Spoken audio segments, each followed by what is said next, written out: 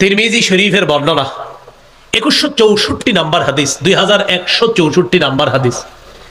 এই হাদিসের মধ্যে রাসূলুল্লাহ সাল্লাল্লাহু আলাইহি সাল্লাম বলেন, قال رسول الله صلى الله عليه وسلم من صلى الصبح فهو في ذمة الله।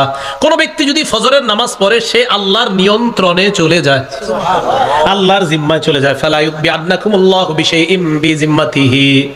রাসূলুল্লাহ সাল্লাল্লাহু আলাইহি সাল্লাম বলেন, তোমাদেরকে যেন আল্লাহ কিয়ামতের ময়দানে তার জিম্মার ব্যাপারে কোনো প্রশ্ন না করে। এর মানে কোন বান্দা ফজর পড়লো আর তার উপর তুমি অত্যাচার করলা, তারে গালি দিলা, তো কিয়ামতের মাঠে কিন্তু আল্লাহর সামনে দাঁড়াতে হবে। আল্লাহ বলবে, আরে আমার বান্দা ফজর পড়ছে, তুমি কিভাবে তারে গালি দিলা? ফজর যে পড়ছে তার ব্যাপারে তোমাদেরকে যেন আল্লাহ পাকড়াও না করে কিয়ামতের মাঠে। আবু দাউদ শরীফের বর্ণনা 561 নাম্বার হাদিস। قال رسول الله صلى الله عليه وسلم, আল্লাহ নবী বলেন, বাশশিরিল মাশাইনা ফি যুলামি ইলাল মাসাজিদ বিন-নূরিত তাম্মি ইয়াউমাল কিয়ামা। যারা অন্ধকারে হেঁটে হেঁটে মসজিদে যায়, নবী বলেন তাদেরকে কিয়ামতের ময়দানে পরিপূর্ণ নূরের সুসংবাদ শোনায় দাও। আপনি অন্ধকারে হেঁটে মসজিদে গেলেন, রাসূল বলেন তাকে কিয়ামতের ময়দানে পরিপূর্ণ নূরের সুসংবাদ জানাও। আমার বান্দা দুনিয়াতে অন্ধকারে হেঁটে মসজিদে গেছে, কিয়ামতের ময়দানে আল্লাহ তাকে নূর দান করবেন, এই নূরের সুসংবাদ তাকে জানায় দাও।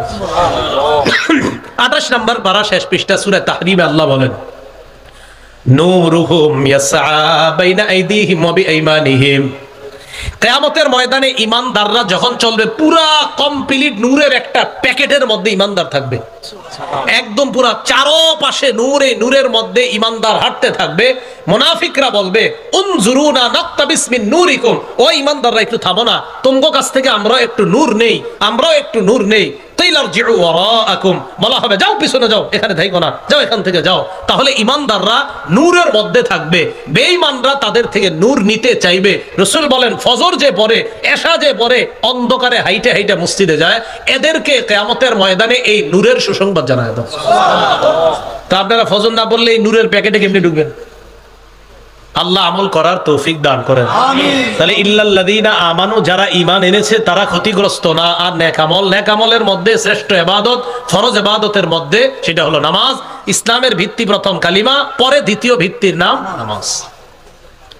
মুসলিম শরীফের বর্ণনা 1322 নাম্বার হাদিস, মাদ্রাসা পাঠ্যপুস্তক অনুসারে। قال رسول الله صلى الله عليه وسلم, আপনারা আমরা আমাদের নামগুলা আগামীকাল সকালেই আল্লাহর দরবারে উচ্চারিত হোক। প্রত্যেক দিন আল্লাহর কাছে আমার আপনার নাম আলোচিত হোক, এটা সবাই চাই আমরা? একদম সুযোগ, সুবর্ণ সুযোগ। প্রতিদিন আমার আপনার ব্যাপারে ফেরেশতাদের সাথে আল্লাহর কথোপকথন হবে, প্রতিদিন। হাত নামান, এবার হাদিস শুনেন। قال رسول الله صلى الله عليه وسلم, ইয়াতাআকাবুনা ফীকুম মালাইকাতুন বিল-লাইলি ওয়া মালাইকাতুন বিন-নাহার। রাসূলুল্লাহ সাল্লাল্লাহু আলাইহি সাল্লাম বলেন, তোমাদের কাছে পালা বদল করে দিনের ফেরেশতারাও আসে, রাতের ফেরেশতারা আসে। একবার দিনের ফেরেশতারা আসে, একবার রাতের ফেরেশতারা। একটু ভাবেন তো, আল্লাহু আকবার, প্রতিদিন দুই দল ফেরেশতা আমাদের নিরাপত্তায় চলে আসে, একদল দিনের, একদল রাতের। এখন রাতের ফেরেশতা দিনের ফেরেশতা পালা বদল করে আসে।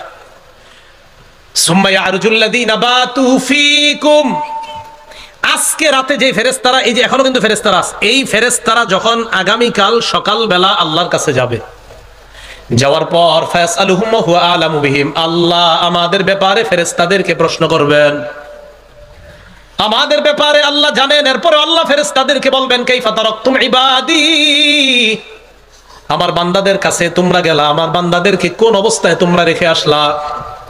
ফেরেশতারা জবাব দিবে, আল্লাহ আপনার এক আজীব বান্দা, তারা আতাইনাহুম ওয়া হুম ইউসাল্লুনা তারাকনাহুম ইউসাল্লুন, আল্লাহ তাদের কাছে যখন গিয়েছিলাম আসরের সময় গিয়া দেখি নামাজের মধ্যে, আর এখন তাদেরকে রেখে আসলাম ফজরের নামাজে।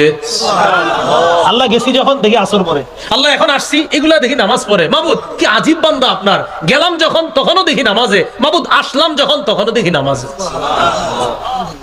আমার আপনার কথা আল্লাহর দরবারে আলোচিত হবে। আগামীকাল ফজর পড়বেন, ঠিক আপনি ফজর পড়ার পর নিশ্চিত থাকবেন যে আপনার কথা ফেরেশতারা আল্লাহর কাছে বলছে, আল্লাহ আপনার এই বান্দাটা এরে যখন রেখে আসছি ফজর পড়তেছিল, আর যখন তার কাছে গেছি তখন আসর পড়তেছিল। তো পড়েন না ইনশাআল্লাহ। তাহলে ফজরের নামাজ দিয়ে দিন শুরু করবো ইনশাআল্লাহ। ঠিক আছে না ইনশাআল্লাহ?